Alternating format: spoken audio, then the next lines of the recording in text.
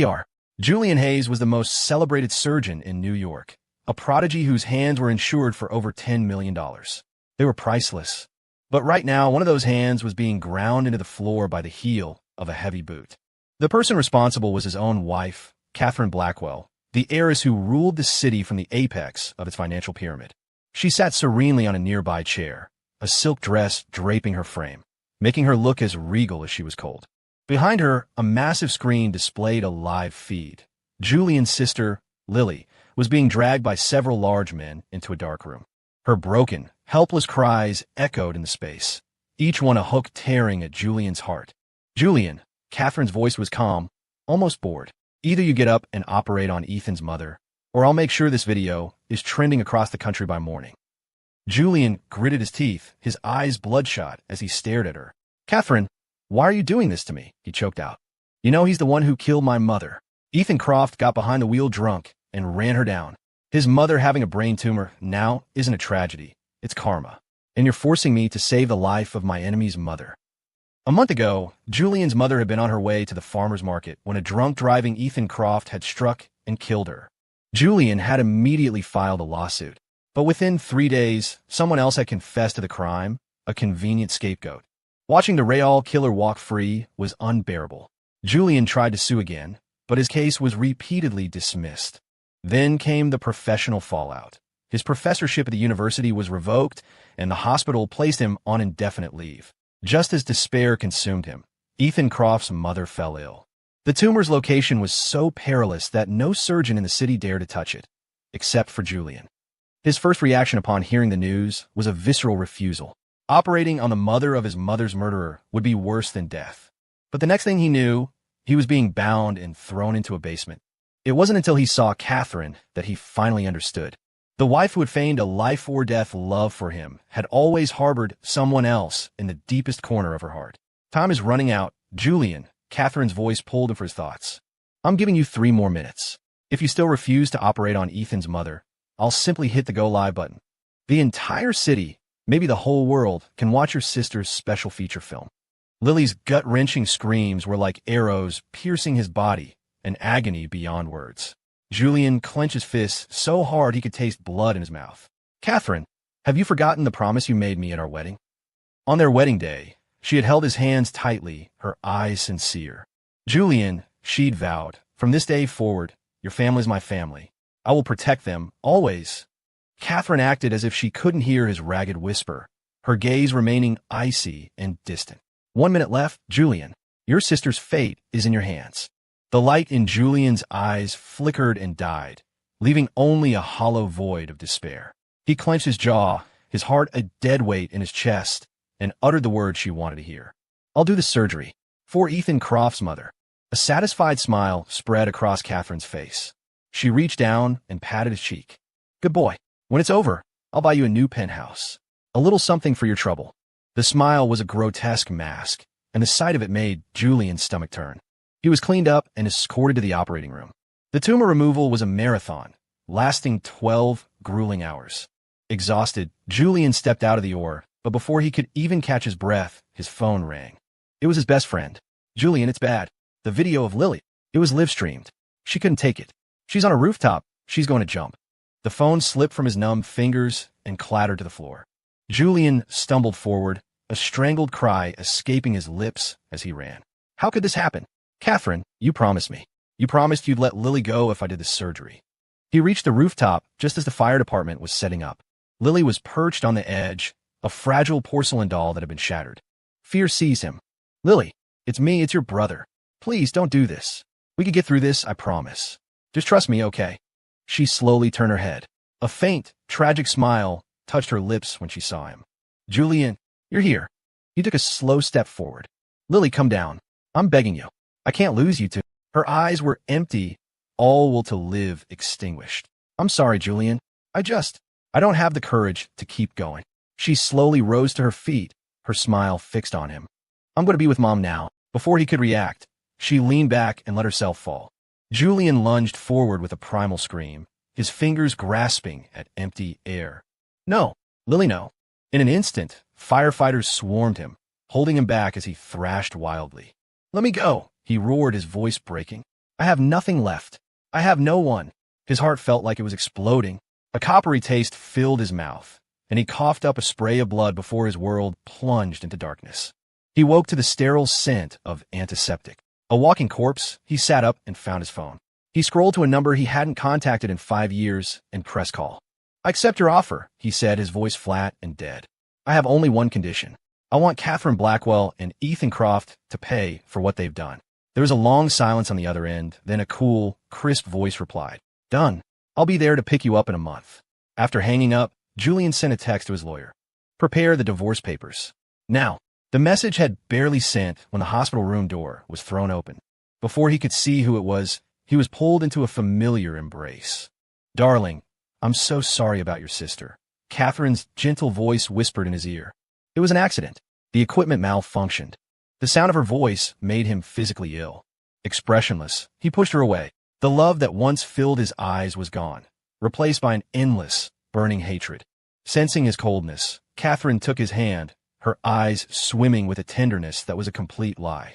Honey, you wanted your position at the hospital back, right? I've already called them. And that professorship you've always wanted? It's yours. Isn't that great? A bitter laugh escaped Julian's lips as he yanked his hand away. Is this my compensation? The price for my mother's and sister's lives. He never imagined they would end up here. Years ago, Catherine had been the victim of an assassination attempt. A bullet was lodged between her ribs, the surgery no one in New York dared to perform. It was Julian who had stepped forward, who had saved her life against all odds, and in doing so, had captured her heart. She had pursued him relentlessly afterward. Designer watches and sports cars filled his apartment, enough to furnish a castle.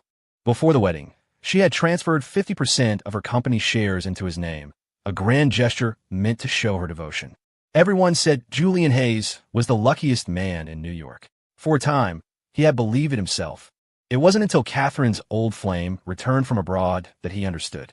The moment he saw Ethan Croft, whose face was a faint, inferior echo of his own, the truth crashed down on him. He had never been loved. He had only been a stand-in. Just then, his lawyer walked in with a folder, pulling Julian back to the present. The moment Catherine saw the lawyer, her expression darkened, a predatory glint in her eyes. Still haven't given up? You're actually trying to sue Ethan again. Julian took the divorce agreement from his lawyer's hands and looked at Catherine with pure scorn. You said you were going to compensate me with a penthouse, didn't you? Sign it. Hearing it was about compensation, Catherine visibly relaxed. But before she could open the folder, the door burst open again. Ethan Croft rushed in, his face a mask of panic. Catherine, my mother is complaining of chest pains. Did something go wrong with the surgery? Catherine's gaze hardened. She grabbed Julian's wrist, her grip like a vice. You said the surgery was a success. Why is this happening? What did you do? Julian looked at her feigned concern and thought of her cold indifference on the day his own mother died. The irony was suffocating. Post-operative complications are common. Ethan looked at him desperately. Dr. Hayes, I know you don't like me. Take whatever anger you have out on me, okay? Just please don't hurt my mother. Catherine's eyes narrowed. You're going to go treat his mother right now. If anything else goes wrong, darling, you know what I'm capable of. Julian's gaze remained fixed on the papers in her hand. Sign it. The moment you sign, I'll go. A dangerous look crossed her face. Julian, are you threatening me? Catherine, this is what you owe me, he said, his voice cold and brittle. She flinched, then snatched the folder and scrawled her name across the signature line. Are you satisfied now? Julian took the signed agreement and handed it to his lawyer. Get this processed as soon as possible. The lawyer quickly secured the documents in his briefcase and nodded. Dr. Hayes, the entire process should be finalized within 30 days. Watching Julian confer with his lawyer, Catherine felt a strange knot of anxiety tighten in her stomach, a flicker of unease she couldn't quite place. After seeing the lawyer out, Julian followed Ethan to the VIP wing. The moment he stepped into the room, a vase flew at his head, shattering against his forehead. Shards of porcelain littered the floor. A trickle of warm blood ran down his temple. Mrs. Croft, Ethan's mother, glared at him from the bed, her face contorted with rage. You useless quack. Did you do something to me during the surgery? Why does my chest hurt so much? Julian clenched his fists, his gaze ice cold. This was the woman he had saved, a 12-hour ordeal that had cost him his sister, and her first words to him were accusations. Post-operative pain is a normal phenomenon. Seeing as you have the strength to yell, I'd say you're fine. He turned to leave, but Ethan blocked his path. Dr. Hayes, if you don't examine my mother, I'm not sure how you'll answer to Catherine. Not wanting any more trouble before the divorce was final, Julian swallowed his rage and walked toward the bed. He had just pulled out his stethoscope when Mrs. Croft's hand shot out, slapping him hard across the face. Do you even know how to be a doctor? You think you can just wave that thing at me and call it a day? Julian cupped his reddening cheek, fury rising in his eyes. Mrs. Croft, if you doubt my abilities, you're free to request another doctor. But your repeated physical assaults have now become a matter of personal injury. His words were met with another sharp crack. She slapped him again. So what if I hit you? Are you going to sue me? Have you forgotten how your sister died? Maybe you'll be the next one with a global live stream. She looked at him with smug satisfaction. That's right. Your family is trash. Your mother was a scam artist who deserved to get run over, and your sister was a cheap slut who sold her body. I imagine you're no better. Hearing the very people who destroyed his family mock their memory, something inside Julian snapped. He lunged forward, his hands closing around Mrs. Croft's throat. You're the ones who killed them. Well, why do you have to insult them? I can save your life, and I can just as easily send you to hell. Suddenly, a powerful force slammed into him, throwing him against the bedside table. A searing pain shot through his entire body. Catherine stood between him and the bed, shielding Ethan and his mother. Her face was a mask of disgust. Julian, I thought you would have learned something after what happened to your sister. I never imagined you'd stoop to attacking a patient. You've disappointed me more than I can say. Ethan, standing behind Catherine, looked aggrieved. Catherine, I don't know why Dr. Hayes suddenly went crazy. My mother just had major surgery. Her body can't handle this kind of stress. Seeing Ethan on the verge of tears, Catherine's heart melted. She took his hand, her voice turning gentle for him, but her eyes on Julian were like shards of ice. Julian, apologize. Julian's fists were clenched, his body trembling as he fought back tears of rage and betrayal. He stared at her defiantly. Why should I apologize? Why should I apologize to the people who murdered my family? Catherine's expression turned grim. She gave a subtle nod to the bodyguards behind her. Since Dr. Hayes is unwilling to apologize, take him to the mausoleum. Let him kneel there until he understands his mistake. The word mausoleum made Julian's blood run cold. It was the forbidden part of the Blackwell estate, a place Catherine's family had guarded for generations with two massive Rottweilers. The dogs were notoriously vicious. More than one trespasser had been mauled over the years. Panic seized him. Catherine, you can't send me there. But she didn't even glance at him. He was dragged to the old stone building. The moment the heavy doors creaked open, the two dogs, looking like starved demons from hell, fixed their glowing green eyes on him. Julian turned to run, but the bodyguards slammed the doors shut without a second thought. Catherine, you can't do this to me. I can't stay in here. I'll die. The cut on his forehead was still bleeding. The scent of it hit the air, and in an instant the dogs lunged. One latched on his right arm, its teeth sinking deep into his flesh. The other pinned him to the floor, its immense weight, nearly 200 pounds, crushing the air from his lungs. Fighting through the excruciating pain, he fumbled for his phone and called Catherine. It rang for a long time before she answered. Catherine, help me.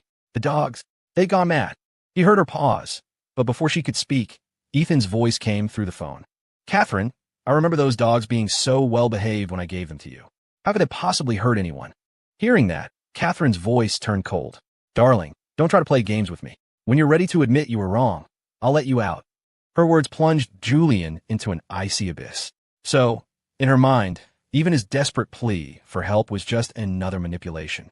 The next second, a sickening crack echoed in the small space. The bones in his wrist, caught in the dog's jaw, felt like they had shattered. A wave of agony, so intense it nearly made him black out, washed over him. He no longer had the strength to even scream. Crimson blood pooled around him as his consciousness began to fade. Just before he passed out, he thought he saw the door burst open. He thought he saw Catherine, her face a mask of terror, rushing toward him and pulling him into a desperate embrace. Darling, I'm so sorry. When he woke up, he was back in a familiar hospital room. A piercing pain shot through his arm. He tried to lift his hand, but it wouldn't move. He sat up in a panic. His right hand was completely useless, capable of feeling pain, but nothing else. How? How did this happen? Tears streamed down his face.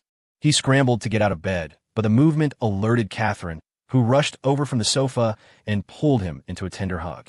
Darling, I'm so sorry. The Rottweiler severed the tendons in your wrist. You'll never be able to hold a scalpel again. Julian stared down at his hand. He opened his mouth, but no sound came out. The hands that had been his pride, the hands that had made him a legend in the medical world, were now useless. How could he accept this? How was it possible to accept? For the next week, Catherine stayed by his side, tending to his every need, even helping him wash up. After a week, he was discharged. On the drive home, Julian stared silently out the window. Catherine reached over and took his hand, her face a picture of gentle remorse. "Darling, tomorrow I'm holding a memorial service for your mother and sister. I'll make sure they have a send-off worthy of them." The mention of a memorial service softened his expression slightly. But just as he was about to speak, Catherine's phone rang.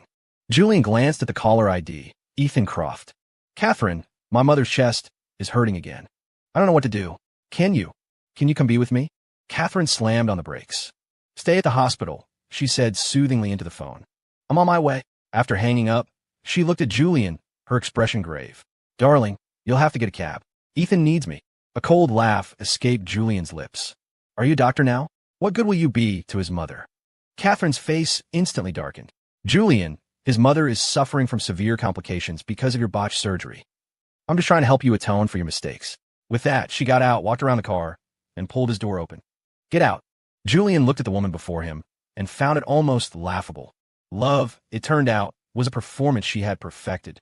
The moment he stepped onto the curb, Catherine sped away, leaving him alone on a desolate street. They were near the outskirts of the city, an empty, forgotten stretch of road where catching a cab was impossible. As darkness began to fall, Julian started to walk. Suddenly, several large men emerged from a nearby alley. A sense of dread washed over him. He turned to run, but a hand clamped over his mouth and nose. His world went black. He woke up in an abandoned factory, his eyes meeting those of his captors. "What do you want?" One of the men stepped forward and brutally stomped on his injured hand. The pain was so intense he almost passed out. "We hear you're Catherine Blackwell's husband. We just want a little spending money." His barely healed wound tore open again. He gritted his teeth. "I don't have any money." The kidnapper pulled out a phone and dialed a number. "You might not, but Catherine Blackwell does." A moment later, a cool voice answered on speaker. "Who is this?" The kidnapper put on a menacing voice. "Catherine Blackwell, we have your husband. Wire $1 million to this account immediately, or we'll send him back to you in pieces." There was a pause, then a cold laugh. "Julian, is this your new game? You knew I was visiting Ethan's mother, so you hired these actors to try and guilt me into coming back? When did you become so pathetic?" The kidnapper was taken aback, then kicked Julian hard in the ribs. "Who's acting? If you don't send the money, I'll kill him." Catherine scoffed. "Julian, if you're going to be this dramatic, then you might as well die. Don't ever come back." She hung up. Julian stared at the disconnected call. He had known what her answer would be, but the reality of it still pierced his heart with an unbearable pain. Enraged, the lead kidnapper grabbed a wooden stool and brought it crashing down on Julian's back. Useless piece of trash who can't even fetch a ransom. Julian coughed up a mouthful of blood. In the next second, he surged to his feet, using his body as a battering ram to knock one of the men aside and sprinted for the exit. The others gave chase, but their panicked expressions quickly turned to smug laughter. "This is the edge of the city, idiot. Behind you is the Hudson River and nothing else." Julian glanced over his shoulder at the dark, churning water below the rusted guardrail. Without a moment's hesitation, he jumped. The icy water enveloped him instantly. As he sank, he could hear faint, panicked shouts from the shore. The boss said to ruin him, not kill him. If he's dead, who's going to take the fall for this? When Julian opened his eyes again, he was back in the Blackwell mansion. He tried to sit up, but was stopped by a loud crash from the living room. Catherine had hurled a vase against the floor. "I don't care what it costs. Find those men." The husband of Catherine Blackwell conspiring with kidnappers to extort his own wife. If this story gets out, the Blackwell family will be a laughingstock. Ethan Croft was holding her, gently stroking her back. "Catherine, maybe Dr. Hayes was a victim too." At the mention of Julian's name, Catherine's face became a mask of cold fury. Those kidnappers have already released the audio recording. This was all a performance staged by Julian. For money, she spat. He's willing to throw away what little dignity he has left. Standing in the shadows of the hallway, Julian clenched his fists. Catherine's words were like a sharpened blade, carving away at his heart, making it impossible to breathe. She hadn't even bothered to ask him. She had simply decided he was guilty.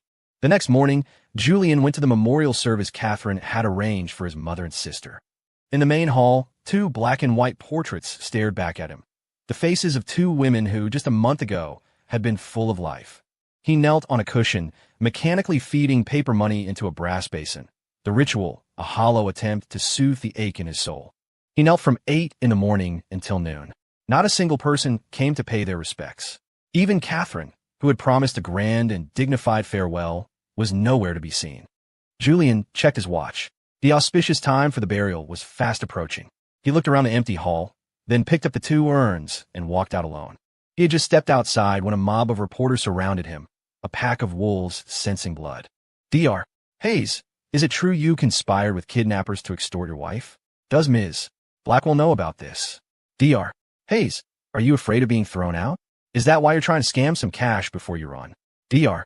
Hayes, first your mother dies in a staged accident, then your sister kills herself in disgrace after sleeping around, and now you're an extortionist. Is your whole family just fundamentally corrupt? The sharp, ugly questions were like 1,000 needles sinking into his bones. His eyes turned crimson with rage. Shut up. You have no right to talk about my family when you can't even tell black from white. He tried to push through the crowd, but someone grabbed him and yanked him back. Are you running because you're guilty, Dr. Hayes? The kidnappers have already released a video of you plotting with them. Aren't you afraid the Blackwells will kick you to the curb? He lost his footing and fell heavily to the ground.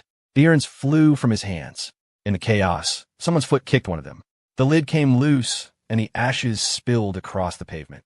Julian scrambled forward on his knees, his hands trembling as he tried to scoop the gray dust back into his palm. Get away. All of you, get away.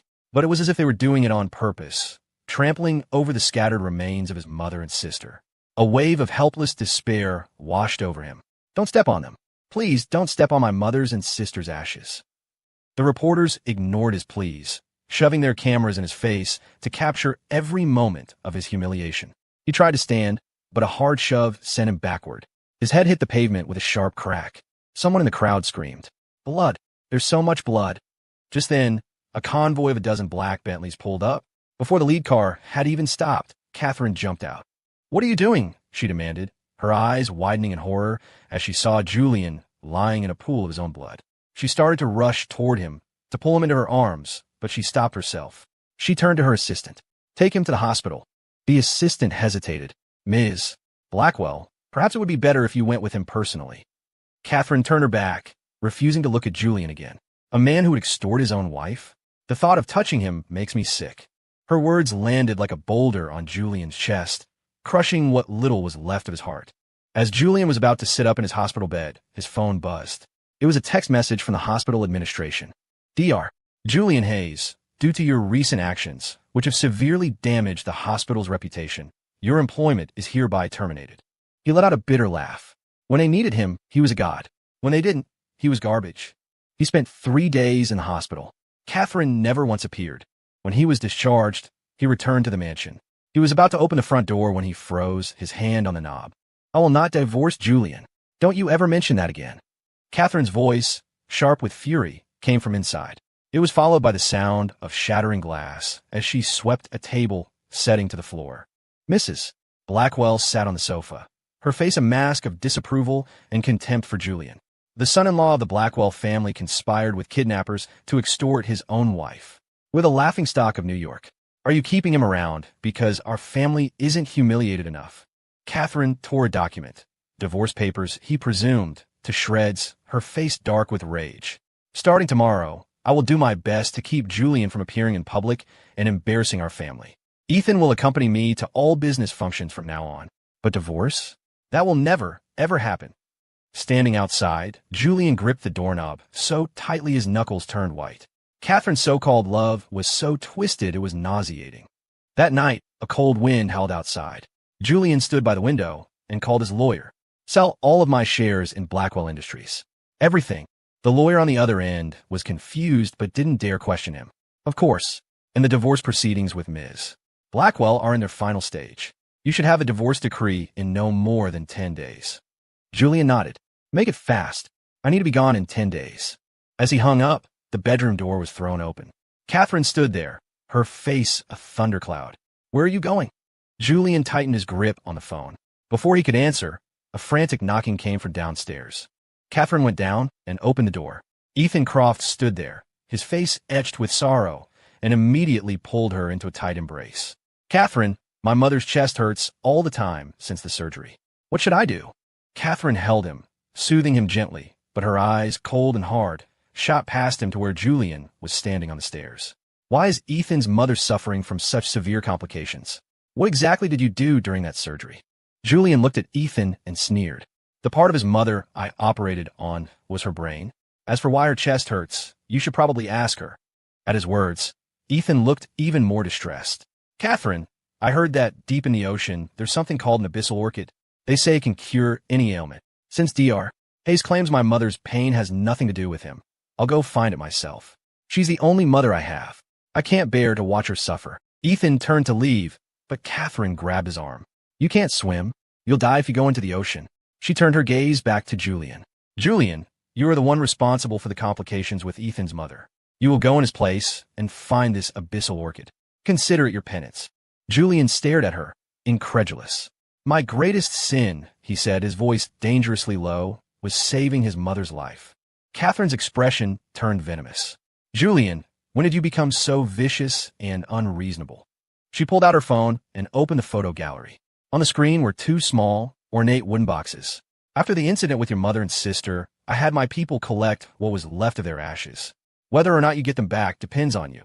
Tears welled in Julian's eyes. He clenched his jaw, staring at her. "Even if Ethan's mother is in pain, there are doctors and nurses at the hospital, the most advanced medical equipment in the world. And you're choosing to believe in some fairy tale about an abyssal orchid? Catherine, don't you hear how ridiculous you sound?" Her expression remained glacial. "Darling, I don't want to have to repeat myself." Julian looked at her, his heart a dead, empty thing. He nodded, completely defeated. "Fine, I'll go." Soon he was on a yacht, heading out to sea. The area wasn't particularly deep, 100 meters at most, but it was still at the very limit for a diver. Dressed in his gear, Julian looked at Catherine, who was sitting in the cabin sipping red wine with Ethan, and felt the last embers of his spirit die. Ethan held his own wine glass to Catherine's lips. "Catherine, it's so cold today. Are you sure nothing will happen to Dr. Hayes if he goes in the water?" Catherine tilted her head back and finished the wine in one gulp, a faint smile on her lips. Julian used to love diving whenever he was stressed. He was the captain of his university's swim team. Don't worry about him. A bitter wind whipped across Julian's face. He subconsciously clenched his right hand. Catherine seemed to have forgotten. The tendons were severed. Bright floodlights illuminated the choppy surface of the water. Julian jumped, and the frigid sea immediately swallowed him whole. Even with the lights, visibility was less than a meter in the nighttime depths. He had to find the orchid as quickly as possible. His own safety depended on it. Just as he reached the seabed at 100 meters, he saw a large school of fish swimming frantically toward him. Before he could react, a massive manta ray slammed into him, sending a jolt of pain through his abdomen. Ignoring the tearing sensation in his side, he flailed his arms to stabilize himself. And then he saw it. Trailing the school of fish was a great white shark. A jolt of pure terror shot through him. He started to swim upward, but then he saw it, the so-called abyssal orchid, swaying gently on the seafloor below him. He glanced at the rapidly approaching shark. The image of his family's ashes being trampled underfoot flashed through his mind. Gritting his teeth, he dove down, snatched the plant, and kicked for the surface with all his might. The shark lunged, its massive jaws opening wide. With no time to think, Julian unstrapped his oxygen tank and hurled it at the beast, buying himself a precious second. He was just about to break the surface when a tearing pain shot through his wrist. His injured hand gave out, leaving him unable to move his arm. His oxygen-starved brain began to shut down, his consciousness fading. As he started to sink back toward the shark's waiting maw, the surface of the water erupted. A figure dove in, swimming toward him with frantic speed. Through his blurred vision, Julian saw Catherine's face, contorted with a panic he'd never seen before. A dark, bitter thought crossed his mind. Catherine, if I could do it all over again, I would pray that we had never met. That night, back at the Blackwell mansion, Julian came down with a raging fever. He was delirious for days, barely able to sip broth. Once he recovered, he began packing his few belongings into a suitcase. The bedroom door was suddenly thrown open. Catherine stormed in, her face livid, and grabbed his arm. "What did you do to the abyssal orchid?" Why did Ethan's mother start vomiting and having diarrhea after she took it? Her condition is even worse now. Julian tried to pull his arm away, but he had no strength. You're the one who took the orchid from me. Why are you coming to me now that something's wrong? Her eyes were dark and menacing. Julian, your methods are as dirty as you are. You had better pray that nothing happens to Ethan's mother. Otherwise, I will make you regret it. Julian froze. Her look of disgust was a blade twisting in his gut, killing him 1,000 times over. Catherine gestured to the 2 bodyguards who had followed her in. Her voice was ice. Since you still refuse to show any remorse, take him to the hospital entrance. Have him kneel there until Ethan's mother is out of danger. Julian looked up at her, his face a mask of disbelief. Catherine, you want me to kneel for the mother of a murderer? Her expression was cold. It's time you learned to pay the price for your mistakes. He clenched his fists. The biggest mistake I ever made was marrying you. Catherine flinched, then her face hardened. Take him away. He is not to get up without my permission. Julian was dragged like a prisoner to the front of the hospital. When he refused to kneel, a bodyguard kicked the back of his legs, forcing him down. With a thud, he fell to his knees, surrounded by the mocking stares of passersby. Isn't that the famous genius surgeon, Dr. Hayes? Why is he kneeling here like a criminal? I heard he's morally bankrupt, extorted his own wife, and he botched a surgery, causing severe complications for the patient. He deserves this. The whispers and scornful looks of the crowd were like 1,000 tiny cuts, slowly bleeding him dry. He knelt from morning until night. Finally, Ethan Croft emerged from the hospital. Dr. Hayes, my mother is stable now. I asked Catherine to let you go home and rest. Just then, Julian's phone vibrated in his pocket. It was a text from his lawyer. Mr. Hayes, your divorce from Miss Blackwell has been finalized. I have couriered the decree to you. The shares have been sold, and the funds have been deposited into your account. Please confirm receipt. A wave of relief washed over Julian. He was finally free. He struggled to his feet, his eyes locking onto Ethan with a sharp, dangerous glint. Ethan Croft, I'll be waiting to see how this ends for you. With that, he straightened his back and walked away, disappearing into the darkness. After leaving the hospital, Julian went straight back to the mansion. He grabbed his suitcase, took one last look at the house that had been his gilded cage for 5 years, and walked out of the Blackwell estate without a shred of regret. As he reached the main gate, a sleek Maybach pulled up and stopped silently in front of him. The tinted window rolled down, revealing a stunningly beautiful woman. Julian, she said with a small smile, it's been a long time. At the hospital, Catherine was sitting in the hallway when Mrs. Croft's attending physician approached with a chart. Ms. Blackwell, according to the patient's test results, Mrs. Croft's symptoms were caused by acute gastroenteritis from consuming a large amount of rich, fatty foods against medical advice. It's nothing serious. Dr. Hayes' surgery was flawless. Catherine's hand, holding the report, tightened. Before she could speak, her phone rang. It was her mother. Catherine, it's your father. He was in a car accident. A piece of glass is lodged in his heart. He needs emergency surgery, but the location is too risky. No doctor in New York will touch him. A flash of panic crossed Catherine's face. The doctor standing beside her suddenly spoke up. Across all of New York, I think Dr. Hayes is the only surgeon who would dare attempt this. It's a shame about his hand, but perhaps he could guide another surgeon. There might be a chance. Hearing this, Catherine immediately dialed Julian's number. A moment later, her expression turned dark and stormy. She gripped the phone, listening to the robotic female voice on the other end. Julian had blocked her. She clenched the phone, her knuckles white. With a roar of frustration, she kicked a nearby chair. Julian, you've really grown a spine, haven't you? You dare to block me? She immediately called the house manager. Where's Julian? Tell him to get his ass to Mount Sinai right now. The manager sounded flustered. Sir came home, picked up a few things and left. No one knows where he went. Catherine froze, a sharp, stabbing pain piercing her chest. She clutched her heart, stumbling toward the exit as she dialed her assistant. I don't care how you do it. Find Julian now and get him to the hospital to operate on my father. When she arrived at the hospital, her mother was pale and weak, barely able to stand. Catherine, what do we do? The hospital director has contacted the top specialists in the country. They all say it's hopeless. They all say that besides Julian, no one can do this surgery. Catherine gripped her mother's hand, her eyes fixed on the glaring red light above the operating room door. I have people looking for him. He'll come. Her mother's eyes were red and swollen from crying. But Catherine, Julian's hand is ruined. How can he operate? She began to beat her fists against Catherine's shoulder. If you hadn't been so obsessed with helping that Croft boy and his mother, Julian's hands would be fine. Your father wouldn't be in there dying alone, waiting for a miracle. Catherine glanced at her watch, her frustration mounting. Half an hour had passed with no news. She called her assistant, her voice a furious hiss. Why haven't you found him yet? How big is New York City? Why can't you find one man? Ms. Blackwell, her assistant stammered. It's like he vanished. After he left the house, there's no trace of him anywhere. The words hit Catherine like a physical blow. Hearing the assistant's report, her mother collapsed to the floor, her wails echoing down the hall. Now what? Julian is gone. You've killed your father. Catherine clenched her fists and opened her messaging app. Their last conversation was from 3 months ago. She typed a new message. Julian, I'm giving you 5 minutes. Get to this hospital and save my father. If anything happens to him, I swear I will not let you go. The moment she hit send, a glaring red exclamation mark appeared next to the message. Catherine staggered backward. He had blocked her on everything. A profound sense of panic enveloped her. Just then, Ethan Croft, having heard the news about her father, rushed in. He saw Mrs. Blackwell on the floor and hurried to help her up. Mrs. Blackwell, what are you doing on the floor? Mr. Blackwell will be all right. Mrs. Blackwell looked at Ethan's face and slapped him hard. Get away from me. If it weren't for you, Julian's hands would never have been destroyed.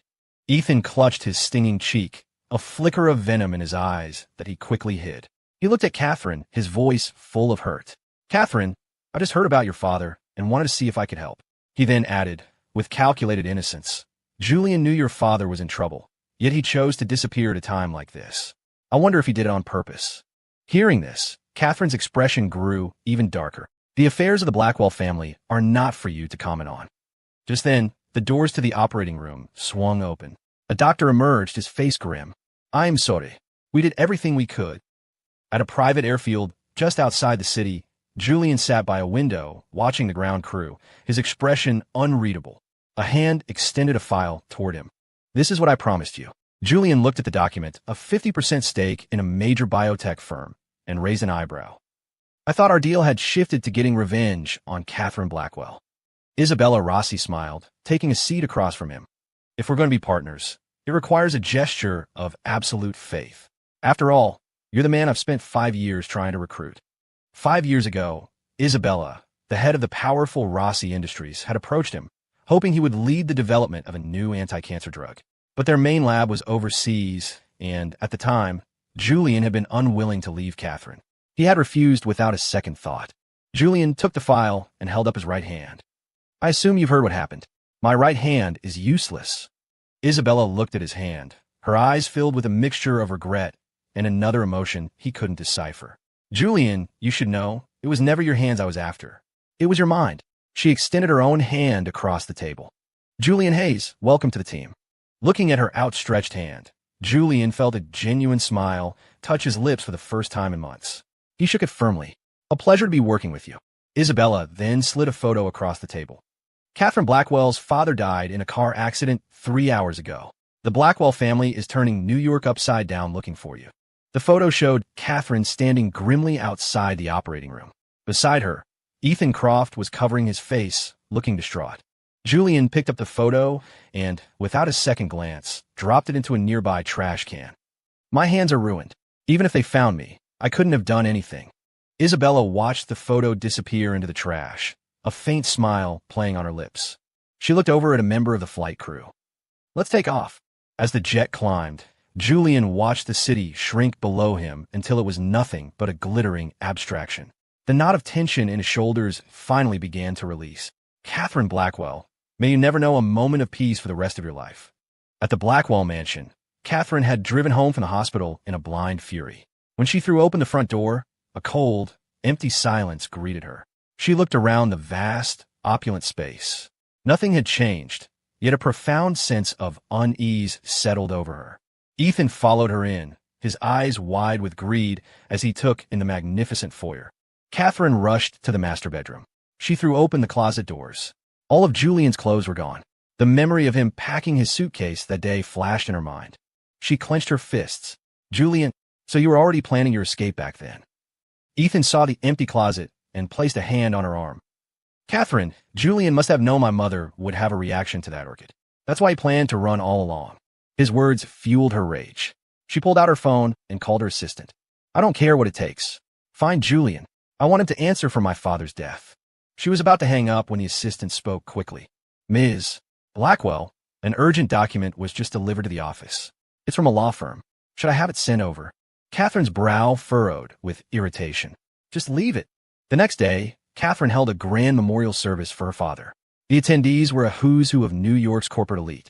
As Catherine was finalizing the arrangements, she saw Ethan bustling about, greeting guests as if he were the man of the house. Whispers followed him through the crowd. I heard she ruined Julian Hayes' career for that guy. Then her own father needs the one surgeon who can save him, and he's gone. You think that's karma? Everyone knows Ethan Croft abandoned her when the Blackwells almost went bankrupt. Now that they're back on top, he just magically reappears and wrecks everything. If it weren't for him, her father would probably still be alive. It's a tragedy. Look at him trying so hard. Does he really think he's the new master of the house? So tacky. Hearing the murmurs, Mrs. Blackwell's face grew even paler. She turned to her daughter. Still no word from Julian? Catherine scanned the room, but the familiar figure was nowhere to be seen. Her eyes turned cold. Not yet. But don't worry, Mother. I will make him pay for what he has done. The service officially began. As the bereaved daughter, Catherine took the stage to give the eulogy. Behind her, a large screen was set to display a slideshow of her father's life and achievements. But when the screen lit up, the entire room gasped. What is that? Catherine turned, her face tight with confusion. On the screen, dashcam footage from the day of Julian's mother's accident was playing on a loop. The video clearly showed Ethan Croft in the driver's seat, his expression cold and vicious as he slammed the accelerator, hitting Julian's mother head-on. The car rolled over her body. But he didn't stop. He reversed, running over her a second time, ensuring she was dead. Ethan, seeing the footage, scrambled onto the stage in a panic. Turn that off. Shut it down right now. Do you all want to be blacklisted? Catherine's eyes flashed with fury. She grabbed his arm, her grip like steel. You told me it was an accident. Ethan looked at her, shaking his head frantically. Catherine, listen to me. This is deep faked. It's Julian. If he really had evidence, why would he wait until today to show it? Don't believe him. She shoved him away. Ethan stumbled and fell to the floor, his face ashen. Catherine faced the chaotic crowd, forcing her voice to remain steady. Turn it off immediately. This is my father's memorial. If anyone dares to cause a scene today, I, Catherine Blackwell, will not let it slide. A technician from backstage looked at her, his face pale with fear. Ms. Blackwell, our system has been hacked. The IP address is from overseas. We can't control the screen. Catherine's face hardened. She grabbed a nearby chair, ready to smash the screen herself. But in the next second, the image changed. Now it was footage from the basement, showing Catherine blackmailing Julian, threatening his sister to force him to operate on Ethan's mother. A wave of outrage rippled through the crowd. She used his sister to force him to operate on the mother of a murderer? That's monstrous. The angry accusations echoed from every corner of the hall. Catherine's fists were clenched so tightly her knuckles were white. A crushing weight of fury and humiliation pressed down on her. Ethan seized the opportunity to scramble to his feet and grab her hand. Catherine, this is all Julian's plot. He knew about your father's accident and refused to help. Also, he could wait for this day to completely destroy us. Catherine looked at him, then shoved him away again. She turned to her assistant. You're all useless. Why can't you find one man? The assistant lowered his head. Ms. Blackwell, it's like he's vanished from the face of the earth. We can't find a single trace of him. Catherine kicked a chair over with a furious roar. Julian, your nerve is getting bigger and bigger. Just then, a horde of reporters burst through the doors, a sea of flashing cameras instantly converging on Catherine. Ms. Blackwell, is it true you had an affair and conspired to frame someone else for vehicular manslaughter, leading to the death of Julian Hayes' sister? Ms. Blackwell, you destroyed the hands of the one man who could have saved your father. Does his ghost haunt you at night? Ms. Blackwell, the memorial for Dr. Hayes' family was ruined. Now your own father's memorial is in chaos. Is this what they call karma? The questions hit her like physical blows. She clenched her fists, glaring at the crowd. Get out, all of you. She tried to push through the reporters, but someone shoved her hard. She stumbled forward, lost her balance, and tumbled off the stage. She lay sprawled on the floor, her face a mask of humiliation, her designer dress askew. No one moved to help her. There was only the relentless blinking of camera flashes. In that moment, an image of Julian lying on the pavement, helpless and covered in blood, flashed through her mind. A sharp, unfamiliar pain pierced her heart. Julian, do you hate me this much? Enough to make me suffer every single indignity that was ever inflicted upon you? Ethan started to move toward Catherine to help her up, but just then, a police car pulled up to the entrance. Two officers got out and walked directly toward him. Ethan Croft, you are a person of interest in a vehicular homicide investigation. Please come with us. Ethan looked at Catherine in terror, grabbing her hand. Catherine, save me. That worthless piece of trash Julian is trying to ruin me. Catherine looked at his contorted, desperate face and slapped him hard. What right do you have to slander Julian? If it weren't for you, none of this would have happened. Ethan clutched his face, staring at her in disbelief. Catherine, we're supposed to be on the same side. Don't let him fool you. Can't you see what this is? Julian is a ruthless, vindictive bastard. Another sharp slap echoed through the hall. Shut your mouth. Catherine hissed. I would never be on the same side as someone like you. If you hadn't killed his mother, none of this would have happened. Ethan, holding his swollen face, let out a bitter, mocking laugh. Catherine, you're such a hypocrite. You were the one who orchestrated all of this. He looked at her, his voice dripping with scorn. You were the one who helped me find a scapegoat. You said Julian's mother was old, that she would have died soon anyway. Now that Julian is getting his revenge, you're trying to pin all the blame on me. Catherine lunged forward, her hands closing around his throat. Ethan Croft, what right do you have to judge me? If I recall correctly, your mother is still in the hospital, isn't she? Starved of oxygen, Ethan's face turned a deep shade of purple. He looked at her with pure terror. What are you going to do? Catherine shoved him away. Whatever you did to Julian's mother, I'm going to do to yours. Ethan scrambled to get up, but the police officers stepped forward and cuffed him. Catherine, you can't do this to me. Catherine stood motionless, watching coldly as they led him away. The memorial service ended in a shambles. The once mighty Mr. Blackwell Sr. was buried in a hasty, private ceremony, with no one in attendance to pay their respects. At the cemetery, Mrs. Blackwell stared at her husband's tombstone, then turned and slapped Catherine across the face. You ungrateful child. You had a good life, a good husband, but you had to throw it all away for that worthless fool, Ethan Croft. Now your father is in the ground. Your father was such a proud man. If he knew his reputation was destroyed after his death, he would never rest in peace. Catherine lowered her head, her fists clenched. I will find Julian. Just then, her assistant rushed over. Ms. Blackwell, there's trouble. There's a major issue at the company. The shareholder composition has changed. Several people showed up at the office today, claiming they've purchased large blocks of Blackwell stock. I just checked. Sir Julian sold all of his shares. Catherine froze, a chill running down her spine. Julian sold all of it? All 50%. Mrs. Blackwell staggered, collapsing to the ground. He's going to completely destroy our family. Forgetting her mother, Catherine ran for her car. When she arrived at the corporate headquarters, a crowd of angry people had gathered at the entrance, all of them shouting for her to give them an explanation. The assistant, looking at Catherine's thunderous expression in the rearview mirror, stammered. The new shareholders are demanding a meeting. Several of our corporate partners have already pulled out of deals, citing internal instability. Catherine slammed her fist on the dashboard. Still no news of Julian? Can a living person just vanish from New York City? Her eyes fell on the police precinct across the street. A dark, desperate idea formed in her mind. She got out of the car. Inside the precinct, she approached the front desk. Hello. I'd like to report my husband missing. It was the only thing she could think of. Julian had been gone for 3 days. If he had left the city, finding him would be nearly impossible. The officer on duty gave her a skeptical look, took the marriage certificate she offered, and began typing into his computer. After a moment, he handed it back to her, his expression wary. Ma'am, you're already divorced. Why are you looking for your ex-husband? Catherine stared at him, bewildered. What? That's impossible. My husband and I have never divorced. The officer looked at her with contempt. The system says your divorce was finalized 5 days ago, by court order. Are you coming here now because you regret it? Are you planning to harass your ex-husband? He waved a dismissive hand at her. I've seen your type before. Fight the divorce tooth and nail, then fall apart once it's done. Catherine took a step back, shaking her head. No, that's impossible. I never signed any divorce agreement. How could I be divorced from Julian? Your system must be wrong, she shrieked, losing control. The officer pointed southeast. The courthouse is 2 miles that way. If you have a complaint, take it up with them. Catherine ran out of the precinct, her heart pounding. As she neared the courthouse, a sharp pain seized her chest, making it hard to breathe.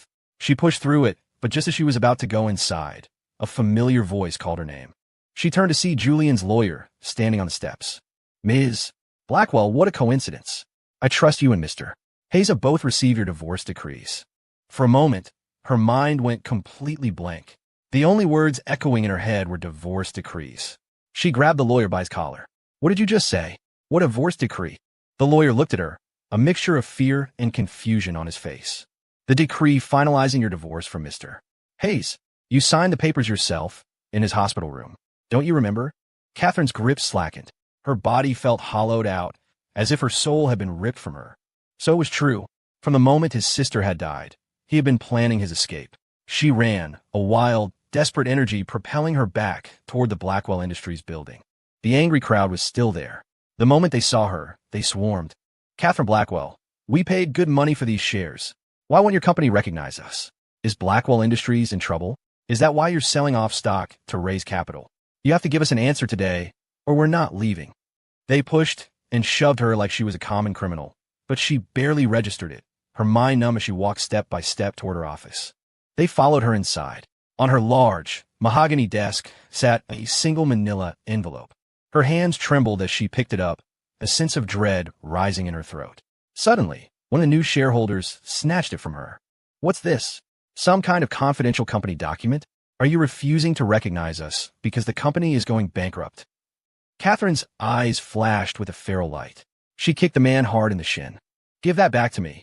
His face contorted with rage, and he kicked her back. You dare to hit me? Who the hell do you think you are? You think you're still the high and mighty Catherine Blackwell. You only own 35% of this company now. The rest is in our hands. Once we call a shareholder meeting, we have the power to remove you. They descended on her, a flurry of fists and feet. But Catherine just curled into a ball, protecting the envelope. She tore it open, and a small, crimson-red booklet fell out. A certificate of divorce. The hope that had been flickering in her heart was finally, brutally extinguished. Seeing the booklet, the crowd fell silent. Catherine Blackwell and Julian Hayes are divorced. Geneva, Switzerland. Julian sat on a park bench, 2 tiny newborn kittens nestled in his lap. In front of him was a small, hand-painted sign, Kittens for Adoption. A shadow fell over him. Are the kids' father for sale? He looked up into the bright, mischievous eyes of Isabella Rossi. He blushed slightly and looked around before lowering his voice. The owner went to the restroom. I'm just watching them for him. Isabella sat down beside him, unfazed. And Julian rolled his eyes. Ms. Rossi, I never realized you had such a playful sense of humor. She shrugged, then turned to him, her expression completely serious. I'm not joking. Julian froze, unsure how to respond. Just then, his phone rang, breaking the tension. Isabella laughed. I'm kidding. You should get that. Julian let out a breath he didn't realize he was holding and answered the call. It was his friend from back in the States. Did you see the news out of New York? I heard you completely crashed Catherine Blackwell's father's memorial service. Julian, I never knew you had it in you, giving her a taste of her own medicine, and the news about your divorce is all over the city. You're a legend, man. An absolute icon. Julian's grip on the phone tightened. He pulled up a news site. Catherine's name was everywhere. Hashtag Catherine Blackwell divorced. Hashtag Blackwell forged evidence. Hashtag the demon of Park Avenue. The comment sections were a bloodbath. Catherine Blackwell is human garbage. Julian could have had a much better life, and she destroyed it all. She chose the man who abandoned her over her own husband. She deserves everything that's happening to her. She ruined the hands of a man who could have saved the world, and then her own father dies because no one can save him. Karma is real. Julian stared at the screen, full of vitriol directed at Catherine, but he felt nothing, not a single ripple of emotion. He closed the browser and looked at Isabella. This was all you're doing, wasn't it? She didn't deny it. I made you a promise. I said I would make her and Ethan Croft pay. He thought of the desperate phone call he had made to her from the hospital. He nodded. Thank you. Isabella didn't reply. Instead, she reached out and took his hand. Come on, I want to take you somewhere. Julian looked down at the kittens in his lap. But the owner isn't back yet. Isabella simply picked up one of the kittens herself. I'm adopting them. Someone from my team will be here to handle the details with the owner. Don't worry. Reassured, Julian let her lead him away. She drove them to a beautiful, serene lake on the outskirts of the city. As they got out of the car, he saw that they were at a cemetery. "Why did you bring me here?" he asked, confused. She led him through the manicured grounds until they stopped in front of two new, polished marble headstones. Julian saw the names engraved on them, and his breath caught in his throat. He sank to his knees. "Mom, Lily." Isabella stood quietly behind him. "To make sure Catherine could never use them to threaten you again, I had them brought here. I hope you don't mind me taking matters into my own hands." Julian wiped a tear from his eye and gently traced the letters of their names on the cool stone. He slowly stood up and looked at Isabella, his heart full of gratitude he couldn't put into words. "Thank you." She nodded. "It was part of our deal, remember?" He looked at her, surprised. She gently ruffled his hair, her eyes full of a profound sympathy. "You've been through enough." Julian met her bright, clear gaze, and for the first time, he felt the deepest, most wounded parts of himself slowly beginning to heal. New York, a wine bottle slipped from Catherine's hand and shattered on the marble floor. The air was thick with the smell of expensive liquor. She lay sprawled on the sofa, a ghost in her own mansion. "Julian, why did you do this to me? You love me so much. Why did you have to leave me with such cruelty?" She tilted her head back, pouring high-proof liquor down her throat, but the alcohol brought no relief. Her mind was a slideshow of their happiest moments, a relentless, torturous loop. Suddenly, a hand gently caressed her cheek. She sat up with a start and threw herself into the person's arms. "Darling, you're back. I knew you wouldn't really leave me, did I?" The man in her arms stiffened, a flicker of malice in his eyes that he quickly concealed. "I'll never leave you." Catherine wrapped her arms around his neck and tilted her head up to kiss him. But as their lips were about to meet, a wave of clarity washed over her. She shoved him away, sending him sprawling to the floor. "Get out. You're not my husband." Ethan Croft sat on the floor, his face a mask of hurt and humiliation.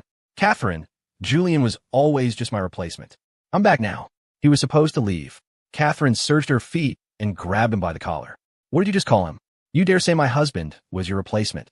Looking at Ethan's face, she was suddenly sober, her eyes filled with disgust. "Why are you here? Weren't you taken in by the police?" Ethan looked at her with pleading eyes and took her hand. "Catherine, have you forgotten? You were the one who found the scapegoat for me. Reopening that case won't be easy.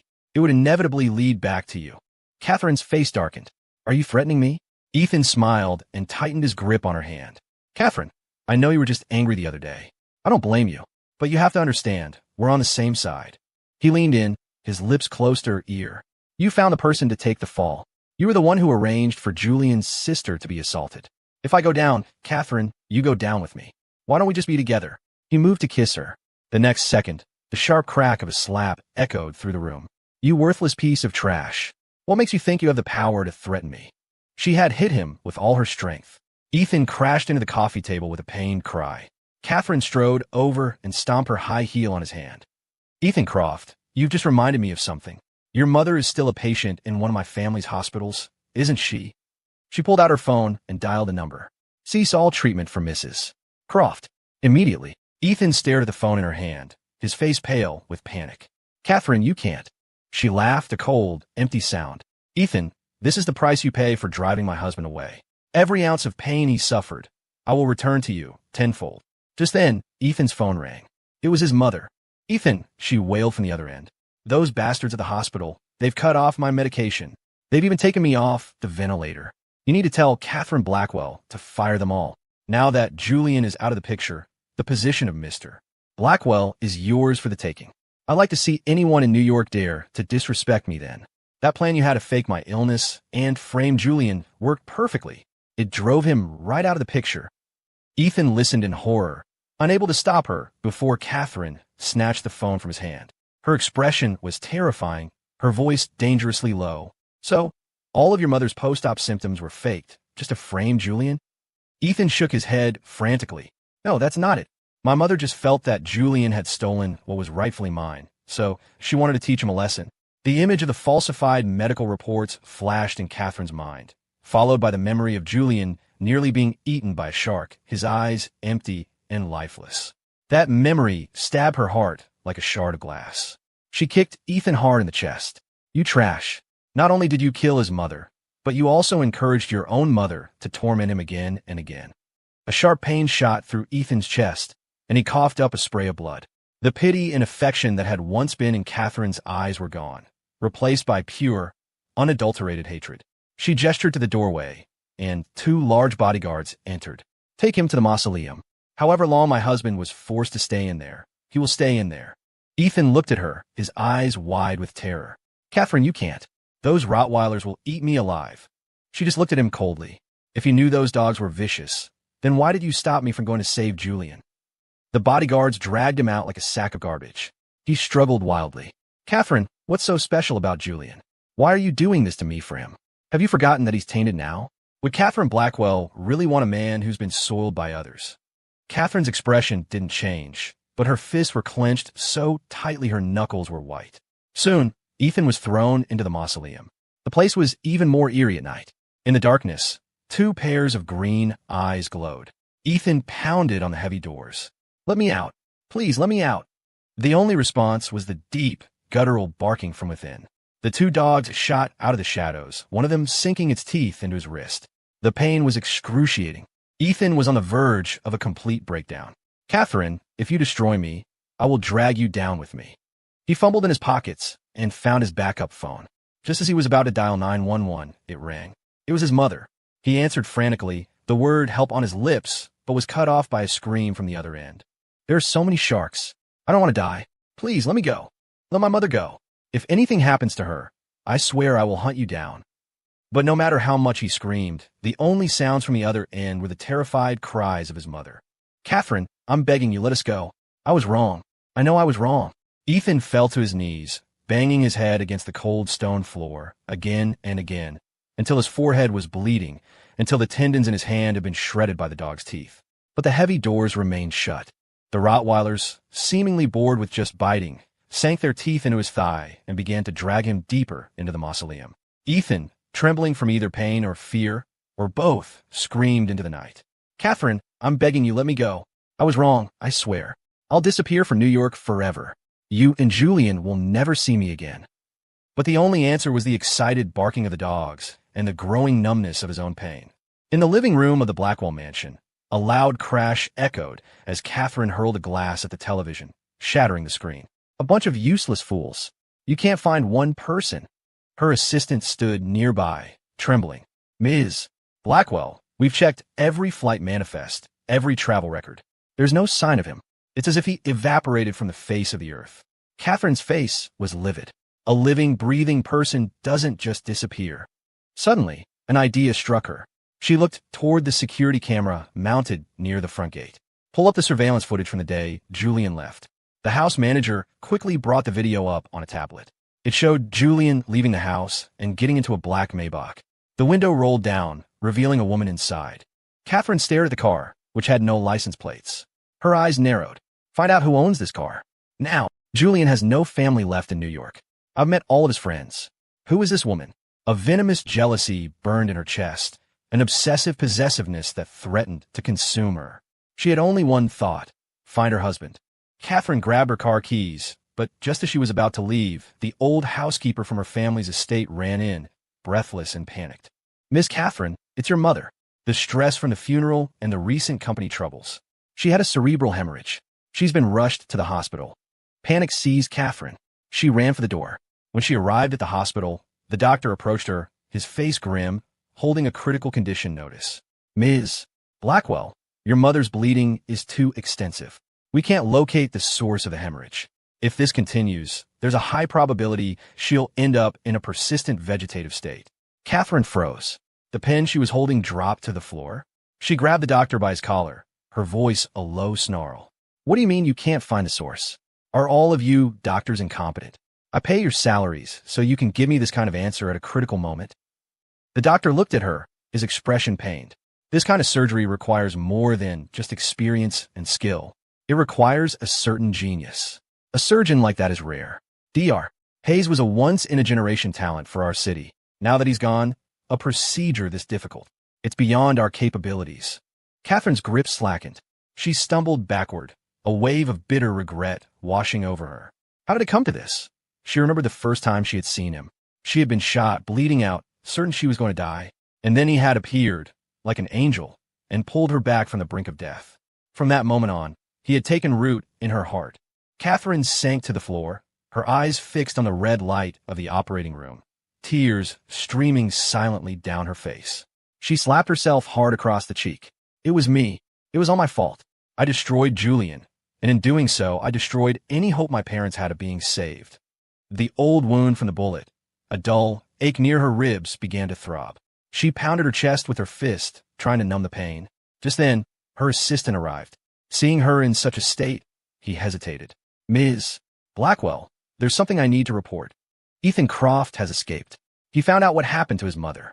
He's teamed up with reporters and is doing a live stream right now, demanding justice. Catherine slowly got to her feet and took the phone her assistant offered. On the screen, Ethan sat before a camera, his face bruised and swollen. Hello, everyone. I'm Ethan Croft. He slowly rolled up his sleeves, revealing gruesome, mangled wounds. For Julian Hayes, Catherine Blackwell had my mother thrown into the ocean to be eaten by sharks. She had me locked in a mausoleum, while my hand was torn apart by vicious dogs until the tendons were severed. One crime after another. Her cruelty knows no bounds. The live chat exploded. This is insane. I still remember what she did to Julian. Now she's moved on to her next victim. Catherine Blackwell is the devil incarnate. She has no humanity. I heard her mother is in the hospital with a brain hemorrhage and is about to become a vegetable because no one can find the source of the bleeding. Sounds like karma to me. Ethan, seeing the outpouring of support, let his voice break with emotion. The videos of me hitting Julian's mother were fake, AI generated. Catherine created them to frame me, all to give Julian some kind of twisted justice. He buried his face in his hands, his shoulders shaking. My mother had just survived a life-threatening illness, only to be eaten by sharks. How am I supposed to live with that? The comments were now a torrent of rage. Catherine Blackwell must pay for her crimes. She needs to apologize. Ethan Croft deserves justice. He's lost his mother, and now his hand is ruined. His life is over. Catherine Blackwell has to take responsibility for this. A triumphant smile flickered across Ethan's lips. Jailing Catherine was one thing, but getting what he truly wanted was another. But then, a new comment appeared in the feed. Ethan Croft is lying. Catherine Blackwell just posted evidence online proving that he left her for money years ago. She also proved that he was the one who forced Julian to go on that deep-sea dive, which almost killed him. Ethan's face went slack with panic. He grabbed his phone. On Catherine's public social media profile, she had laid out the entire timeline of his departure, including documentation of his life abroad. When the Blackwell family had faced a financial crisis, Ethan had heartlessly dumped Catherine for a wealthy older woman and moved overseas. When the rich woman got tired of him, he had been unable to support his lavish lifestyle and had become a high-end escort. One by one, revealing photos of him from his time as an escort were posted online, shocking everyone. Ethan frantically tried to shut down the live stream, his eyes wide with terror. No, that's not true. It's all lies. But the tide had turned. Ethan Croft, have you no shame? You're an escort pretending to be an innocent victim. You were just trying to use public sympathy to get a payout. Disgusting. I feel dirty just looking at him through the screen. I can't believe Catherine Blackwell ever touched him. He probably has all kinds of diseases. The love story of a corporate monster and a male prostitute. You can't make this stuff up. And they tried to slander Julian Hayes? Neither of them is worthy of even being mentioned in the same sentence as him. Reading the flood of insults, Ethan finally snapped. He hurled his phone against the wall. Go to hell, all of you. Geneva Julian had just stepped out of the lab when his phone rang. It was his friend from the States. Julian, have you seen the latest news? Ethan Croft and Catherine Blackwell are tearing each other apart online. It's brutal. I also heard Catherine's mother had a massive brain hemorrhage, severe hypoxia, and is now a vegetable. You think that's karma? Julian's grip on the phone tightened, but his expression remained unchanged. Their lives have nothing to do with me anymore. After hanging up, he still found himself pulling up the news. The names Catherine Blackwell and Ethan Croft dominated the headlines. Just then, a slender hand offered him a latte. He looked up into Isabella's knowing eyes. So what are your thoughts? Seeing them tear each other to pieces. Julian took the coffee and took a small sip, then shook his head. It has nothing to do with me. All I'm focused on now is finishing the product I owe you. Isabella stopped walking and turned to him. Oh, me. He nodded. You've helped me so much with my mother and sister, with everything. The only way I can think of to repay you is to get this drug developed as quickly as possible. The smile on Isabella's face faded. She raised a fist as if to playfully punch his arm, but then let it fall to her side. Julian, sometimes I think you're completely heartless. He stared at her, confused, but she had already started walking ahead. If you say you owe me a favor, then fine. You owe me, for the rest of your life. Julian stared at her retreating back, completely bewildered, then hurried to catch up. Isabella, what does that mean? Are you trying to get me to work for you for the rest of my life? She gave him an exasperated look. And they call you a genius. New York. Catherine sat by the window, a cold, dangerous aura surrounding her. Her assistant placed a file in front of her.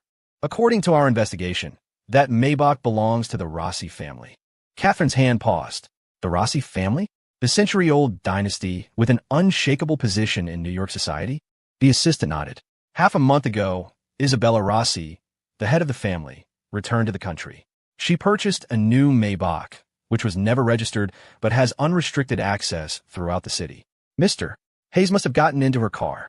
At the mention of Isabella's name, Catherine's brow furrowed. She remembered Isabella's interest in Julian 5 years ago. Isabella had contacted him, tried to recruit him for a new research and development project at her company. To prevent Julian from even considering a move abroad, Catherine had planned and executed a marriage proposal within a week, effectively shackling him to her side. She looked at the photo of Isabella in the file and tore it to shreds. Isabella Rossi, you will not steal Julian from me. Just then, the assistant's phone rang. He answered it, and his expression turned grave. Ms. Blackwell, the kidnappers who abducted Mr. Hayes have been caught. They've confessed. They said Ethan Croft hired them to kidnap him and then spread the rumor that he had staged the whole thing. The audio recordings were faked. Mr. Hayes was innocent all along. Catherine's expression turned murderous. She looked out at the darkening sky, her eyes filled with a chilling intent. Ethan Croft. That night, as Ethan was walking home, a cold wind swept through the street. He shivered, a sense of foreboding making him quicken his pace. Suddenly, a dark figure darted out of an alley and clamped a hand over his mouth and nose. Before he could even cry out, his world went black. When he woke up, he was in a dark basement. Catherine was sitting on a sofa nearby, her eyes fixed on him. Panic seized him. What do you want? Catherine stood up and walked slowly toward him, then brought her foot down hard on his thigh. Ethan Croft, you dared to have Julian kidnapped? And you dared to frame him for extortion? Ethan shook his head frantically. I don't know what you're talking about. All I know is that Julian colluded with kidnappers to extort you. It had nothing to do with me. Catherine ground her high heel into the back of his hand. A piercing scream echoed through the basement. She turned on a large screen behind her. It showed footage from the day his mother had been taken out to sea. His mother was suspended from a crane, dangling over a frenzy of circling sharks. Please, let me go, she was screaming. I was wrong. I'll never go after Julian again. Seeing this, Ethan began to unravel. Catherine, you can't do this. This is murder. Her eyes flashed. She lunged forward, her hands closing around his throat. And what you did to Julian's mother wasn't attempted murder. Ethan glared at her, all traces of his previous sycophancy gone, replaced by pure hatred. Catherine, aren't you the one who deserves to die the most? If it weren't for you, Julian would never have had to suffer any of this. It was you who pushed him into the abyss, step by step. And now you're pretending to be the heartbroken lover. His face was turning purple from lack of oxygen, his voice a ragged gasp. Catherine's eyes were cold and dark. She shoved him away. He slammed into the wall, a sickening crack echoing from his neck. An excruciating pain shot through his body. Catherine looked down at him, her expression as cold and unforgiving as a demon from hell. She clapped her hands, and the basement door opened. Several large, burly men walked in. Seeing them, Ethan's face drained of all color. He looked at Catherine with terror. Catherine, you can't do this to me. I was wrong. Please, just let me go this one time. But she didn't even glance at him as she walked out. Ethan Croft, you brought this on yourself. He stared at her retreating back, his voice a desperate scream. Catherine, what about your karma? When will you get what you deserve? The only answer was the mocking laughter of the man behind him. We hear you were a high-class model overseas. You know, we really don't like men like you. The sound of fists hitting flesh followed.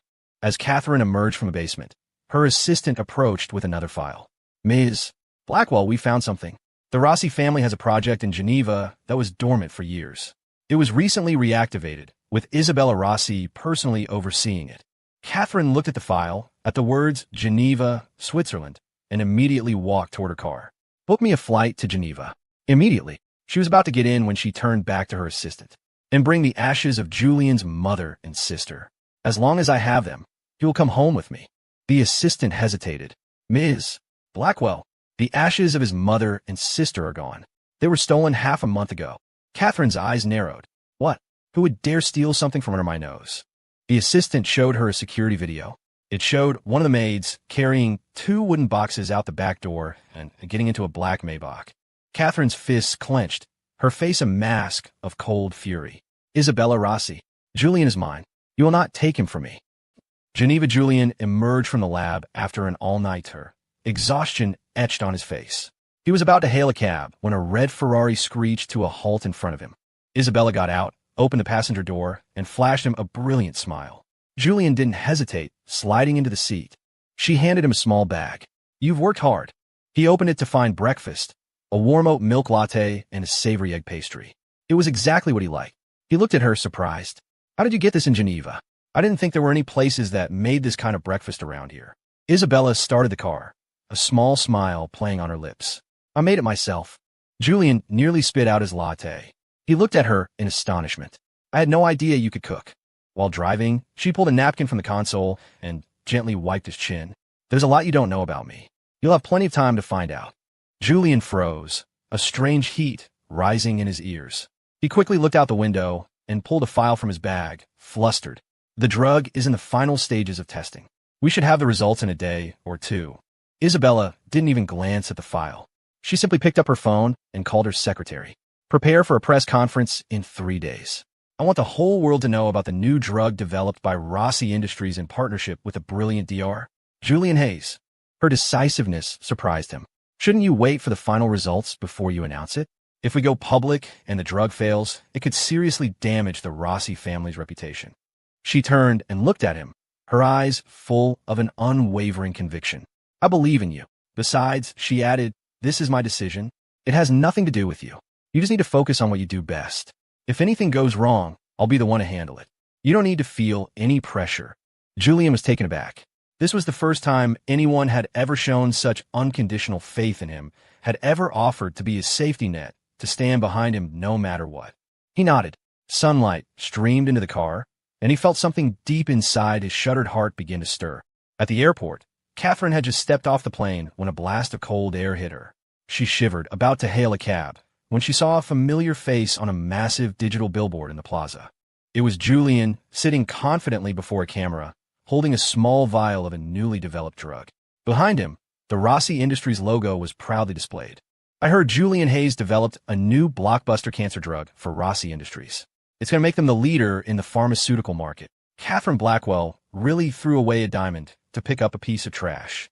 She had a husband like that and didn't appreciate him. Divorced a genius for an escort. The chatter of passers-by reached her ears, and Catherine's heart clenched. She stared at the man on the screen, her expression full of a desperate longing. Julian, I'm here to take you home. She found the address of the press conference and rushed over, only to be stopped by security at the entrance. This is a private event for Rossi Industries. No unauthorized personnel. Catherine's face darkened. Get out of my way, she said, her voice low and dangerous. I am the CEO of Blackwell Industries, Catherine Blackwell.